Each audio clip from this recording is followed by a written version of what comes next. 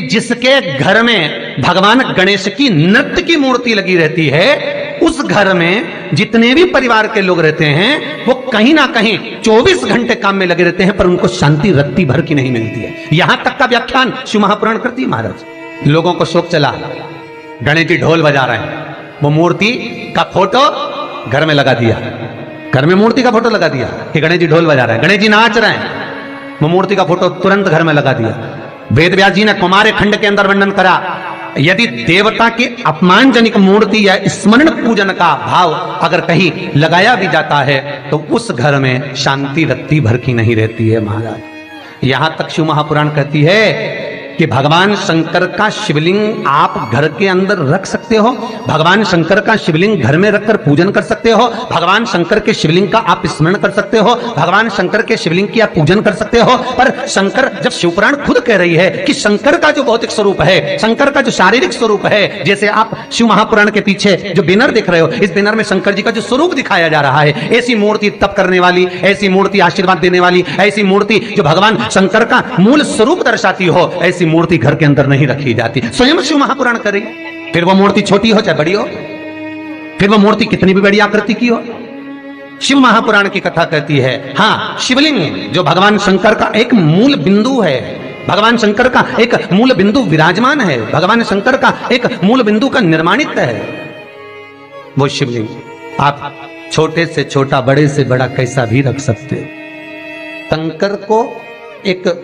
बेलपत्र भी अगर हम समर्पित कर रहे हैं तो वो आखी हो, एक चावल का दाना भी हम शिव को दे रहे हैं तो वो आखा हो, एक पुष्प भी अगर हम भगवान शंकर को दे रहे हैं तो आखा होना चाहिए, श्रीफल भी दे रहे हैं तो आखा होना चाहिए। इसलिए शंकर जी के मंदिर में नारियल नहीं फूटता, आखा। समर्पण भी हो तो पूर्ण हो, आखा, आधा नहीं। कुएं के पास की सफेद दुर्वा, कुएं के पास की सफेद दुर्वा, यदि 41 दुर्वा प्रत्येक बुधवार को गांठ लगाकर गणेश जी को समर्पित कर कर वापिस उठाकर उस दुर्वा को खाली पेट, आपके घर में भी गणेश जी होंगे, उनको समर्पित करो, खाली पेट इस दुर्वा को केवल चबा चबा कर खा लो और आधे घंटे बाद पानी को पी लो। बुधवार की बुधवार 5 बुधवार करना, गणेश जी को चढ़ाना, सफेद दुर्वा को गणेश जी को समर्पित कर कर चबा चबा कर खाना। उदर की प्रॉब्लम, जो भी मसा आदि की प्रॉब्लम होती है, उदर से जुड़ी हुई होती है, जिस चीज से जुड़ी होगी, पेट की जितनी प्रॉब्लम होगी, आपको जितनी भी प्रॉब्लम होगी वो सारी 5 बुधवार करना, 6ठे बुधवार को जरूरत ही नहीं पड़ेगी। कितनी भी प्रॉब्लम हो पेट से, कितनी पेट से जुड़ी हुई प्रॉब्लम जितनी भी होगी, समाप्त। यही दुर्वा शिव महापुराण की कथा कहती है, यदि पंचमी तिथि के दिन, चतुर्थी के दिन 7 गांठ वाली दुर्वा 21 ले लो और चतुर्थी के दिन गणेश जी को समर्पित कर दो। पंचमी तिथि को उस दुर्वा को उठाकर दूध में डाल दो और उस दुर्वा को दूध में डालकर उस दूध में उस दुर्वा को मल लो, और जिसके सफेद चमड़ी पड़ गई हो, चर्म रोग हो गया हो, उस दूध को उस दुर्वा के साथ, दूध नहीं भी हो तो पंचमी के दिन दुर्वा का लेपन शरीर पर कर लें। आधे घंटे तक करने पर पंचमी को प्रदोष काल में स्नान कर लें, महाराज आपको चर्म रोग में आराम लग जाएगा, सफेद चमड़ी अपने असली रंग में आना प्रारंभ हो जाएगी। गणेश पुराण दुर्वा का महाराज 21 दुर्वा के 108 बंडल बना लो। अगर एग्जाम में बैठ रहे हो, सरकारी परीक्षा में बैठ रहे हो, पास नहीं हो रहे, नौकरी नहीं लग रही, बहुत जगह इंटरव्यू दे दिया, 21 दुर्वा के 108 बंडल बनाओ, उसकी माला बनाओ